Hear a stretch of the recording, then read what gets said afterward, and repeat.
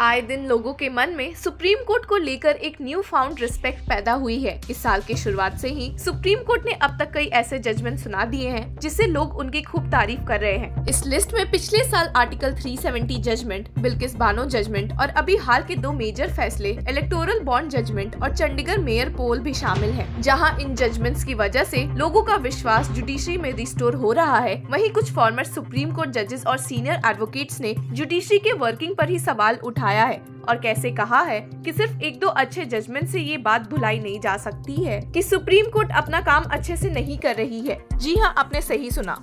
बीते दिनों NGO campaign for judicial accountability and reforms ने एक सेमिनार ऑर्गेनाइज करवाया था, जहां फॉर्मर सुप्रीम कोर्ट जजेस such as justice Kurian Joseph, Madan B लोकर, फॉर्मर दिल्ली हाई कोर्ट जज जस्टिस रेखा शर्मा के अलावा सीनियर एडवोकेट्स की ओर से कपिल सिब्बल, प्रशांत भूषण, सीयू सिंह, मीनाक्षी अरोरा भी शामिल हुए थे। सारे डिस्टिंग्विश्ड गेस्ट ने मिलकर 2 इम्पोर्टेंट टॉपिक पर डिस्कशंस किए थे, which are Supreme Court judicial administration and management issues and concerns and the Supreme Court's recent trend on cases involving civil liberties and political rights. इस सेमिनार में कई ऐसे points उठाए गए हैं जिससे आप भी अग्री करेंगे और जिसने वापस से सुप्रीम कोर्ट और specially chief justice of India के रोल पर एक बड़ा क्वेश्चन मार्क लगा दिया है और तो और सुप्रीम कोर्ट के पावर्स पर भी शक पैदा कर दिया है। जी हाँ, आपने सही सुना। इन्हीं सब के बीच एक मैटर जिसपे ऑलमोस्ट सेमिनार के सारे जजेस ने डिस्कस किया था, वो था उमर खालिद की बेल प्ली का मैटर। जैसा कि आपको ध्यान है, उमर खालिद पिछले 3 सालों से जेल में बंद है और सुप्रीम कोर्ट ने उनके मैटर को 13 बार अर्जन कर दिया है और लास्ट हियरिंग में सबको चौंकाते हुए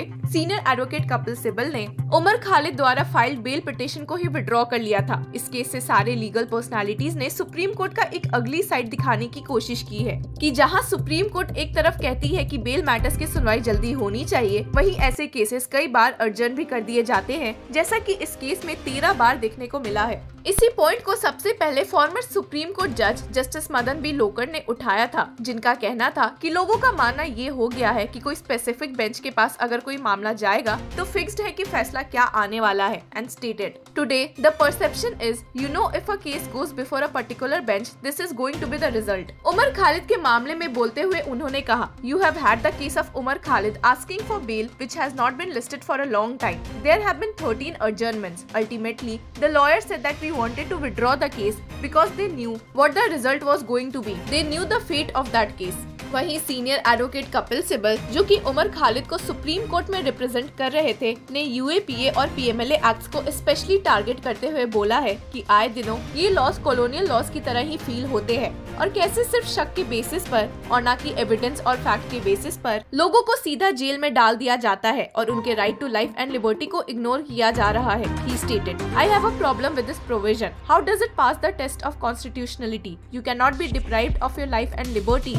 save in accordance with the procedure established by law. And what is that with reasonable suspicion? उन्होंने आगे ये भी कहा कि इन दोनों एक्ट्स के तहत ना ही लोगों को पता चलता है कि उनके खिलाफ कौन से एलिगेशंस लगाए गए हैं और ना ही उन्हें किस कैपेसिटी में बुलाया जा रहा है, एज विटनेस या as accused, he stated. And in some of these codes now, in some of these PMLA and UAPA provisions, especially UAPA, the judge has to be convinced that you're not guilty of the offense. Why don't I even know what the offense is? So how do I convince the judge that I am not guilty of the offense? सिर्फ यही नहीं, कई जजेस और advocates ने इस बात पर भी सवाल उठाया है कि क्यों सुप्रीम कोर्ट खुद से इस मामले में कोई फैसला नहीं ले रही या उन्हें खुद ऐसा महसूस नहीं हो रहा कि ये लॉस कितने ही पावरफुल हैं जो लोगों के राइट टू लिबर्टी को अफेक्ट कर रहे हैं। ऐसा ही एक point senior advocate Mihir Desai ने उठाया था, जिन्होंने सुप्रीम कोर्ट से सवाल ही पूछ लिया कि why can't Supreme Court take judicial notice of PMLA and UAPA misuse. वहीं सीनियर एडवोकेट मिहिर ने अपनी बात आगे बढ़ाते हुए कहा कि आए दिन सरकार ने अपोजिशन की आवाज को दबाने के लिए ही यूएपीए और पीएमएलए जैसे एक्ट्स को इनैक्ट किया है और इन सब के बावजूद भी सुप्रीम कोर्ट इस पे कोई एक्शन नहीं लेती है।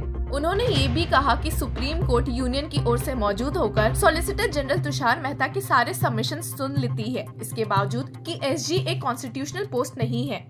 उन्होंने आगे ये भी ऐड करते हुए कहा कि कश्मीर के मुद्दे पर हमेशा से ही सॉलिसिटर जनरल एक्टिव दिखते हैं और अपोजिशन को टारगेट करते हैं कि वे नेबरिंग कंट्रीज को सपोर्ट कर रहे हैं। और सुप्रीम कोर्ट बस बैठकर उनकी बातें सुनती रहती है। And that in India the Supreme Court should be known as Tushar Mehta's court. That is the situation we have come to and nobody has the guts to call him out and say enough is enough. आपको बता दे कि आए दिन supreme court के दो aspects पर काफी चर्चा होती है। पहला तो कॉलेजियम सिस्टम और दूसरा matter of the roster system, जिसके तहत सीजीआई के पास पावर्स है केसेस जजेस के सामने लिस्ट करने के और जजेस भी सेलेक्ट करने के। जहां इन दोनों सिस्टम पर ये इल्जाम लगता है कि ये ट्रांसपेरेंट नहीं है, वही फॉर्मर सुप्रीम कोर्ट जज के जोसेफ ने सीजीआई के master of the roster power को अटैक करते हुए कहा है कि आए दिन लोगों के मन में ये परसेप्शन बैठ गया है कि एक सीजीआई किसी पर्सनल केस को भी खुद प्रिसाइड कर सकती है और तो ऐसे जजेस को भी उस पे असाइन कर सकती है जो उनके फेवर में फायदा सुना सकते हैं। वीडियो के स्टार्टिंग में हमने आपको बोला था कि सुप्रीम कोर्ट में सीजीआई के रोस्टर पावर्स पर भी कई सवाल उठे हैं, जिस पर फॉर्मर सुप्रीम कोर्ट जज के जोसेफ ने कहा है कि उनके हिसाब से रोस्टर पावर सिर्फ एक इंसान में वेस्टेड नहीं होकर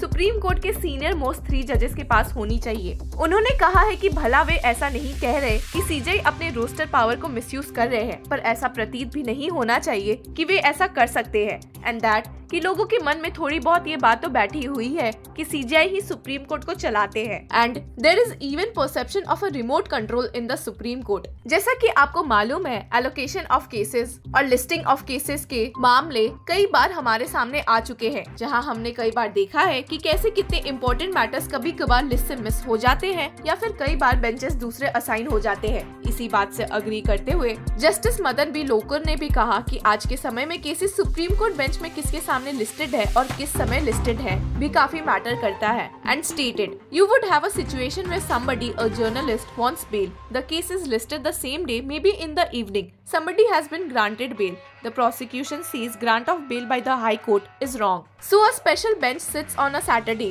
and stays that order, which is very, very unusual, so that the person does not come out of jail. Why should that happen? Justice लोकर ने इस बात पर जोर दिया कि भले सुप्रीम कोर्ट अच्छे जजमेंट सुना रही है, पर उसका क्या फायदा अगर वो केसेस ही 4 से 5 साल बाद लिस्टेड हो रहे हैं। ऐसे में जुडिशियल वैल्यू डिक्रीज होगी और स्पेशली लोगों के मन से जुडिशरी उतरते हुए देखी जाएगी। इस पॉइंट को फॉर्मर दिल्ली हाईकोर्ट जज रेखा शर्मा ने भी अपने स्पीच में हाईलाइट किया था और स्पेशली ये कहा था कि लोगों के मन में जुडिशरी के लिए रिस्पेक्ट एकदम खत्म हो चुकी है। इतनी कि अब अगर सुप्रीम कोर्ट कोई अच्छा फैसला सुनाती भी है तो वे बहुत ही खुश हो जाते हैं, इसलिए भी क्योंकि सुप्रीम कोर्ट से लोगों को उम्मीद नहीं रही है और ऐसे फैसलों के बीच उनका थोड़ा थोड़ा विश्वास वापस से रिस्टोर होता है। पर इसी बीच लोग भूल जाते हैं कि सुप्रीम कोर्ट अपना काम कर रही है। And stated imagine when a judgment like in the electoral bonds matter comes protecting the rights of the citizens, they are not only pleasantly surprised but feel so relieved as to hail and thank the Supreme Court even when it has only performed its constitutional duty, and when it does that it neither needs applause nor brickbats. But the fact that such was the reaction shows how much the Supreme Court has lost in terms of credibility in the field of justice delivery system. एक point जिसपे सारे जजेस और justices परेशान दिखे हैं कि अगर सुप्रीम कोर्ट कुछ चेंजेस और सुधार नहीं करेगी तो आखिरी फैसला सरकार करेगी, और वो भी कोई ऑर्डिनेंस लाकर जिससे सिटीजन्स को ही बहुत परेशानियां झेलनी पड़ सकती है। जैसा कि अभी हाल ही के इलेक्शन कमिश्नर के अपॉइंटमेंट प्रोसेस में देखा गया था, जहां सेंट्रल गवर्नमेंट ने सीजीआई को ही इस प्रोसेस से रिमूव कर दिया था, वो भी तब जब सुप्रीम कोर्ट ने इस मामले में एक जजमेंट सुनाया हुआ है। इसी पॉइंट को हाईलाइट करते हुए फॉर्मर जज रेखा शर्मा ने कहा, Why have things come to such a pass? The government is not entirely to be blamed. Somewhere down the line, the Supreme Court allowed its authority to dilute. Though it is unfortunate, keeping in view the past performance of the Supreme Court, one feels it is the government which will have the last laugh. अब देखना ये होगा कि आए दिनों क्या supreme court अपनी legal field के लोगों की राय और कंसर्न सुनकर उन पर कुछ एक्ट करेंगे या नहीं। Till then, keep following law चक्रा।